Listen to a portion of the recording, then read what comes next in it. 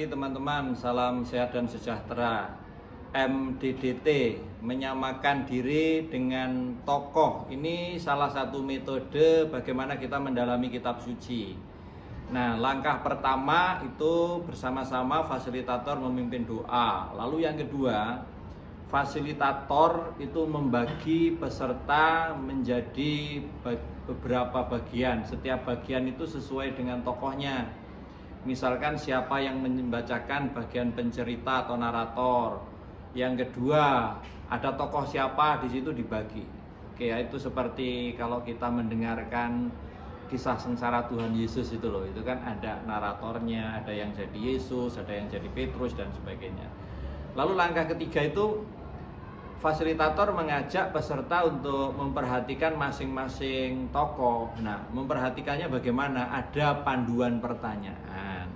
Nah, memperhatikannya itu dengan pertanyaan panduannya sebagai berikut. Saya ini mirip dengan tokoh siapa di dalam kitab suci yang baru kita baca? Kalau dalam perikop yang dijadikan contoh itu kan Markus 10 ayat 42 sampai 52. Itu Yesus yang menyembuhkan Bartimius. Saya itu lebih dekat dengan tokoh siapa? Misalkan dengan tokoh Bartimius kah? Dengan tokoh Yesus kah? Atau dengan tokoh orang banyak? Lalu mengapa saya lebih dekat dengan itu? Sampaikan alasannya.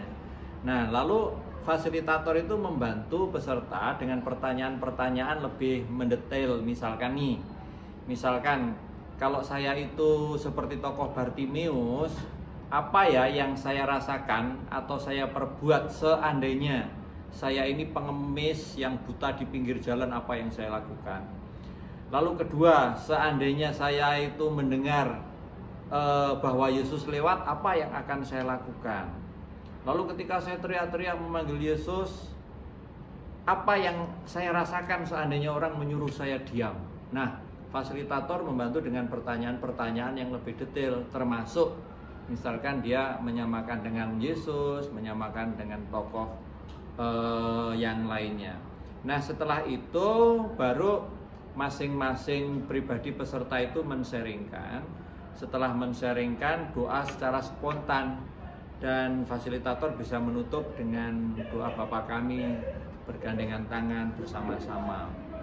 Nah, teman-teman, sebaiknya apa yang mau disaringkan itu fasilitator minta peserta menuliskan supaya ketika men-sharingkan itu lebih lancar. Nah, kira-kira begitu, dan berikut ini adalah contoh satu kelompok yang kami bentuk dengan pendekatan MDDT. Semoga bermanfaat. Terima kasih, Tuhan memberkati. Oke, selamat pagi semuanya.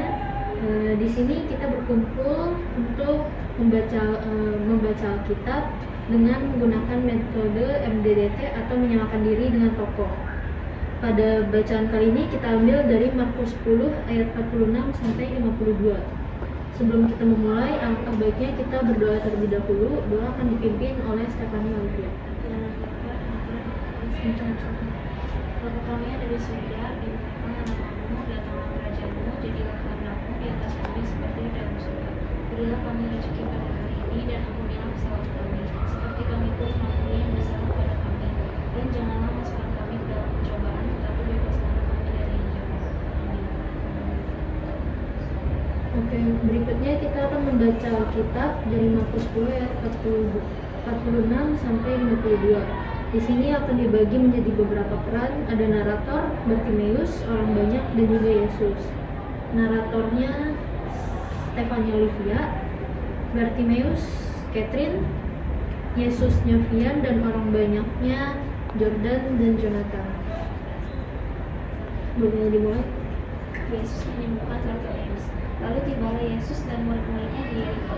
Dan ketika Yesus keluar dari Yeriko bersama-sama dengan murid-muridnya dan orang banyak yang berbondong-bondong, ada seorang pengemis yang buta bernama Bartimius, anak Timeus, duduk di pinggir jalan.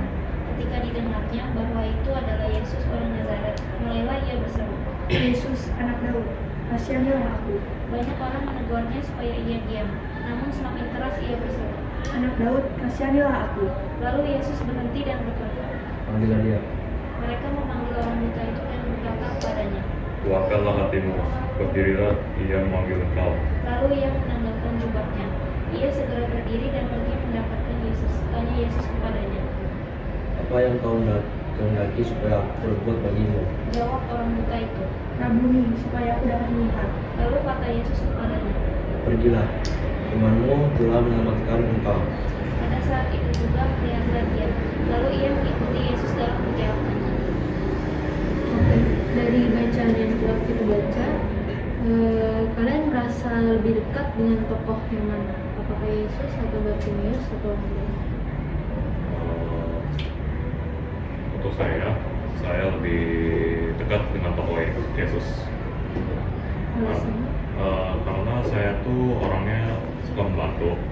Jadi kalau lihat orang susah tuh rasanya kasihan terus pengen bantu. Gitu aja. Dari yang lain? Aku mungkin Bartimeus, soalnya aku merasa aku lebih sering minta pertolongan orang lain buat membantu dia. Oke, di sini aku mau nanya buat kalian. Kalau misalnya kalian itu adalah seorang pengemis, nah apa yang kalian rasakan kalau misalnya tuh kalian adalah pengemis buta yang ada di pinggir jalan?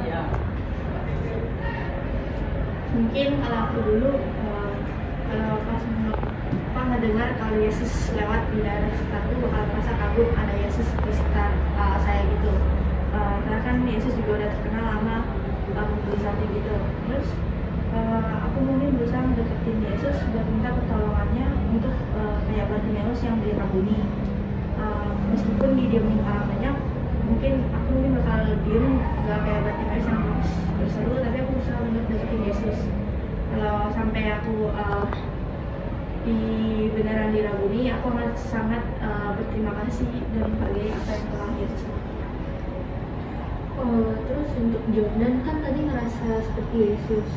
Nah, kalau misalnya kamu lagi mau pergi ke suatu tempat di mana itu ada urusan penting, tapi kalau misalnya kamu tiba-tiba dipanggil sama orang, kamu bakal gimana di tengah jalan? Saya nggak merasa terganggu ya, karena kalau dilihat dari situasinya orang itu buta, kita minta apa butuh pertolongan. Jadi mau urusnya penting atau tidak, saya tetap bantu. Oke, itu aja. Oke, berarti kalau dari Jordan dia akan tetap membantu seperti Yesus yang ketika dipanggil sama Bartimeus untuk merambuninya tetap akan membantu walaupun ada urusan. Sedangkan kalau dari Catherine berarti akan meminta pertolongan kepada Yesus dalam hal-hal yang susah. Oke, mungkin itu aja dari hasil ini. Bisa ditutup dengan doa oleh Jonathan. Kita berdoa. Tuhan, terus kami. Ya Tuhan, Yesus kami berterima kasih kepadamu karena berkat-Mu kami dapat mewartakan Injil. Salam Maria, penuh rahmat, Tuhan bersamamu, yang mengawal dari Allah kita, juga buat Tuhan Yesus. Santa Maria, berdoalah doakanlah kami yang berdosa ini sekarang dan waktu kematian. Jadi manfaatnya itu yang pertama ada mengenal karakter tokoh kitab suci. Lalu yang kedua itu lebih mudah memahami Alkitab. Yang ketiga itu lebih membantu mengenali diri sendiri. Dan yang keempat itu mendapatkan pesannya lebih mudah. Jadi kesulitannya adalah yang pertama, tidak semua berikut kitab suci bersih narasi tokoh-tokoh. Kadang kebanyakan lebih tepatnya itu cerita dengan satu cerita. Lalu yang kedua, kita tidak sama persis dengan tokohnya. Kadang kita lebih mirip Yesus atau kadang kita lebih mirip Bartimeus, dan ada juga yang mirip orang banyak. Atau kadang ada kita dua-duanya, kayak kita ada lebih dominan di orang banyak, tapi kita juga ada di Yesusnya. Gitu. Terima kasih.